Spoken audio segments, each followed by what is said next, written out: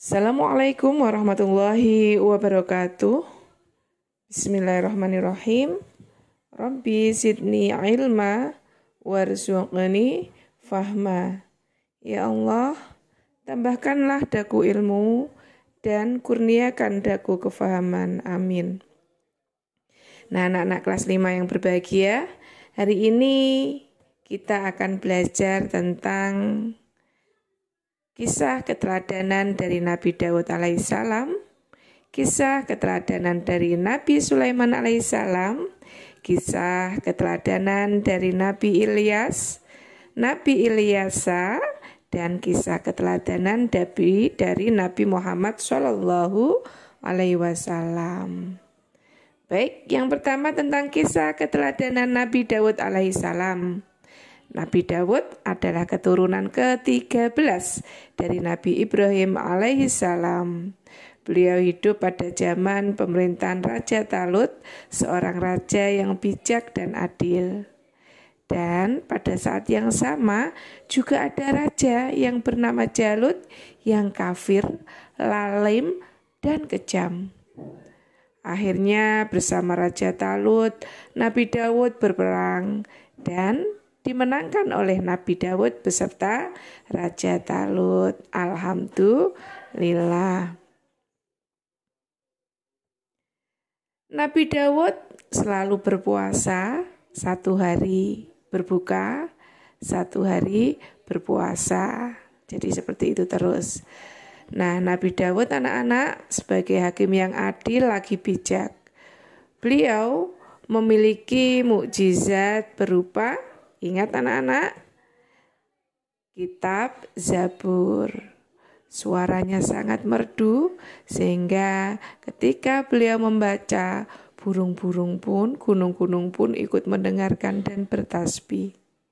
Beliau seorang nabi yang dapat membuat alat-alat dari besi dan doanya dikabulkan oleh Allah Subhanahu wa ta'ala. Yang kedua, anak-anak hebat, kita belajar tentang kisah keteladanan Nabi Sulaiman. Tentunya kalau mendengar Nabi Sulaiman, kita ingat bahwasanya beliau seorang yang dapat berbicara dengan hewan. Nabi Sulaiman putra dari Nabi Daud. Nabi Sulaiman adalah nabi yang sangat taat kepada Allah Subhanahu wa ta'ala. Mukjizat Nabi Sulaiman adalah berbicara dengan binatang. Beliau juga dapat menguasai angin, memiliki kecerdasan dan kebijaksanaan dalam memimpin.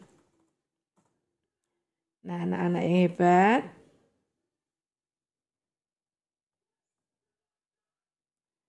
selanjutnya kita belajar tentang kisah keteladanan dari Nabi Ilyas.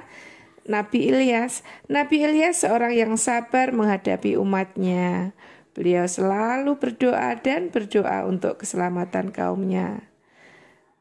Karena kaumnya banyak yang durhaka, akhirnya Allah pun mendatangkan azab, mendatangkan bencana kepada kaum Nabi Ilyas. Nah, selanjutnya anak-anak pintar, kita belajar tentang Nabi Ilyas. Nabi Ilyas alaihissalam berdakwah meneruskan Nabi Ilyas, membimbing umatnya untuk bertakwa kepada Allah, mengajarkan ketaatan kepada Allah dan Rasul-Nya. Dan ingat anak-anak, barang siapa yang durhaka kepada Allah dan Rasul-Nya akan sengsara di dunia maupun di akhirat. Naudzubillah. Baik, yang terakhir anak-anak pintar, kita akan belajar tentang kisah keteladanan Nabi Muhammad SAW. Tentunya kita sudah belajar bahwa nama ibu beliau adalah Aminah. Nama ayahnya Abdullah, nama kakeknya Abdul Muthalib yang mengasuhnya sampai usia 8 tahun. Beliau punya paman yang menggantikan Nabi Abdul Muthalib setelah beliau wafat, yakni bernama Abdul Muthalib. Maka pada usia 40 tahun Nabi Muhammad diangkat menjadi nabi. Nabi Muhammad mendapat gelar Al-Amin, seorang yang jujur. Nah, tentunya dari yang Ustazah sampaikan, Ustazah sangat berharap anak-anak bisa mempelajari lebih dalam lagi, lebih banyak lagi, baik dari buku PADB, Al-Falah maupun buku bacaan yang lain. Ya anak-anak, karena ini hanya sekilas saja. Nah, tugas hari ini adalah membaca buku paket Al-Falah halaman 45 sampai 57. Kemudian silakan dikerjakan Al-Falah halaman 59 Romawi 2. Tugas Ustazah tunggu anak-anak pintar. Pesan Ustazah, selalu jaga kesehatan, selalu menjaga sholat 5 waktu, dan tentunya sayangi keluarga. Mohon maaf jika ada kesalahan dalam penyampaian. Ustazah cukupkan. Sekian dan terima kasih. Semangat belajar anak hebat. Wassalamualaikum warahmatullahi wabarakatuh.